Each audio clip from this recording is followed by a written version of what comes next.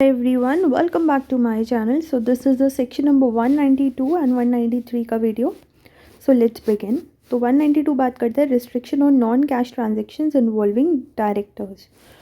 तो इसमें जो रिस्ट्रिक्शन रहती है वो ये रहती है कि कौन कौन से जो नॉन कैश ट्रांजेक्शन्स हैं उसको जो है आप नहीं कर सकते हो involving the directors and company, और या फिर उसका उल्टा भी. ठीक है, तो कोई भी कंपनी जो है वो एंटर नहीं कर सकती. No company shall enter into an arrangement by which a director of company. अब कंपनी के साथ कौन कौन आएगा? उसकी एसोसिएट, सब्सिडरी, होल्डिंग या कोई भी और पर्सन जो कि एसोसिएटेड है विद हिम और वो एक्वायर कर रहा है assets from the company for consideration other than cash. तो कंपनी कोई भी ऐसे अरेंजमेंट में नहीं आएगी डायरेक्टर्स के साथ में, या डायरेक्टर किसका? कैश का, मतलब कंपनी, एसोसिएट, सब्सिडरी, होल्डिंग या फिर कोई भी और पर्सन एसोसिएटेड जो एक्वायर तो कर रहा है assets from the company, but वो बदले में कंसिडरेशन में कैश नहीं दे रहा है, वो कुछ और दे रहा है.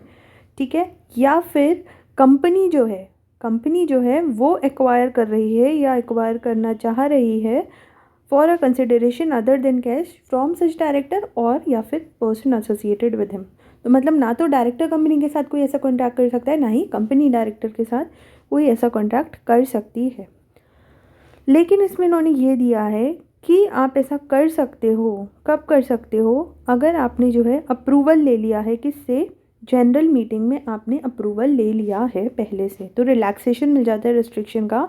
मतलब कि कंपनी जो है इस वाले जो अरेंजमेंट है इसमें आ सकती है, या डायरेक्टर भी इस अरेंजमेंट में आ सकते हैं अगर इसका अप्रूवल जो है वो जनरल मीटिंग में मिल गया है.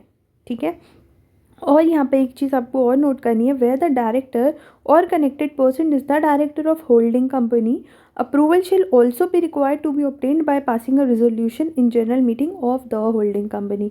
मतलब कि अगर वो जो डायरेक्टर है या कनेक्टेड पर्सन है वो डायरेक्टर होल्डिंग कंपनी में भी है, तो फिर उस होल्डिंग कंपनी की जनरल मीटिंग में भी आपको अप्रूवल चाहिए होगा. ठीक है, अब उसके बाद में कंटेंट्स क्या रहेंगे अप्रूवल के लिए? कंटेंट्स जो नोटिस में होंगे जिसका अप्रूवल मिलेगा, तो उसके जो कंटेंट्स रहेंगे वो ये रहेंगे कि एक तो उसमें होना चाहिए जो भी पर्टिकुलर्स रहेंगे अरेंजमेंट के, along with the value of such assets that is involve duly calculated by a registered valuer.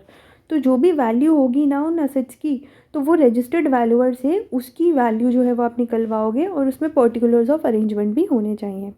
ठीक है, उसके बाद में क्या होगा अगर आपने इस सेक्शन के साथ में कॉन्ट्रावीन कर दिया? तो अगर इस सेक्शन के साथ में कॉन्ट्रावीन कर दिया तो जो भी अरेंजमेंट होगा दैट विल बी वॉइडेबल. ठीक है, तो वो जो अरेंजमेंट है वो वॉइडेबल हो जाएगा. और इन्होंने ये बोला है कि वो वॉइडेबल तब तक हो जाएगा unless if the restitution of any money or consideration which is subject matter of the arrangement is no longer possible and the company has been indemnified by any other person for any loss or damage caused to it, या फिर any rights are acquired bona fide for value and without notice of contravention of the provisions of this section by any other person. तो वो वैसे तो voidable हो जाएगा, लेकिन अगर इंडेमनिफिकेशन हो गया है और जो रिस्टिट्यूशन है वो नो लॉन्गर पॉसिबल नहीं है और इंडेमनिफिकेशन भी हो गया तो उस केस में वॉइडेबल नहीं होगा. दूसरा इन्होंने ये दिया है कि अगर राइट्स जो हैं वो बोनाफाइड हुए हैं फॉर द वैल्यू और बिना किसी कॉन्ट्रवेशन के नोटिस के बाय एनी अदर पर्सन, तो भी जो है वो वैलिड रहेगा, अदरवाइज वो क्या हो जाएगा? वॉइडेबल हो जाएगा. ठीक है, उसके बाद में 193 जो सेक्शन है वो बात करता है कॉन्ट्रैक्ट्स बाय ओपीसी.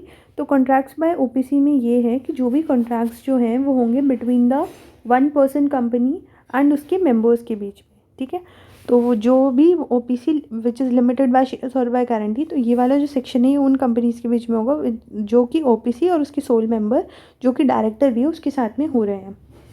तो उन्होंने ये बोला है कि एक तो ये राइटिंग में होना चाहिए, और अगर ये राइटिंग में नहीं है तो फिर ओपीसी को ये इंश्योर करना पड़ेगा कि जो भी टर्म्स ऑफ कॉन्ट्रैक्ट या ऑफर हैं वो जो है मेमोरेंडम में हैं और जो उसके मिनट्स हैं वो भी रिकॉर्ड हो रहे हैं. ठीक है, तो जो भी मिनट्स हैं after the first board meeting वो रिकॉर्ड हो रहे हैं. इसके लिए उन्होंने एक एक्सेप्शन दिया है, if the contracts are entered into by the company in the ordinary course of business, तो फिर 193 जो है वो एप्लीकेबल नहीं है. ठीक है, तो अगर जो है वो ऑर्डिनरी कोर्स ऑफ बिजनेस में तो आपको ज़रूरत नहीं है इस चीज़ की, लेकिन इन्होंने ये बोला कि अगर जो है वो other than ordinary course of business हो रहा है तो फिर आपको उसको एक मेमोरेंडम में या फिर minutes of the first board meeting में रिकॉर्ड करना पड़ेगा. फिर जो भी सबमिशन होगा इस इन्फॉर्मेशन का वो किसके पास में जाएगा? कंपनी की मदर के पास में, दैट मीन्स आरओसी के पास में. तो इन केस जहाँ पे भी जो टर्म्स है वो रिकॉर्ड होते हैं the minutes of the board meeting, तो जो कंपनी है उसको आरओसी को बताना पड़ेगा कि ये कॉन्ट्रैक्ट जो है हमारा हो गया है, और जो है ये 15 दिन के अंदर अंदर, जब बोर्ड ऑफ डायरेक्टर अप्रूव कर देंगे उसके 15 दिन के अंदर अंदर ये किसको बताना पड़ेगा, रजिस्ट्रार को बताना पड़ेगा। ठीक है, so this was all about your section number 192 and 193। I hope that it helped you.